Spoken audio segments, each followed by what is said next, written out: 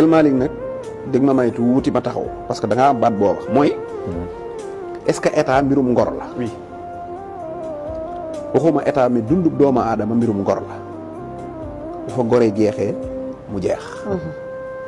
Pape Matar am na loo xam ne nekkul ci alxuraan nekkul ci sunna te boo ko defee maanaam alxuraan terewu ko sunna terewu waaye ay boo ko defee ànd ak sab xarit ngeen xamante ànd ñaar fukki at mu yor soxna xëy suba am ak moom problème fase ko nga dem takk ko kenn ayu yàlla terewu ko yonent bi terewu ko mais ngor ak diine ngor ak jom moo koy tere def ko xool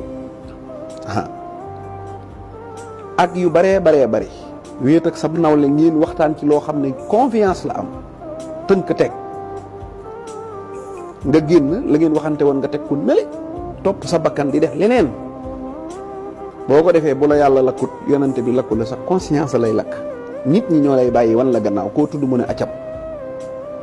te loolu moo gën a garaaw kaso yi ñuy tëjaate fuuf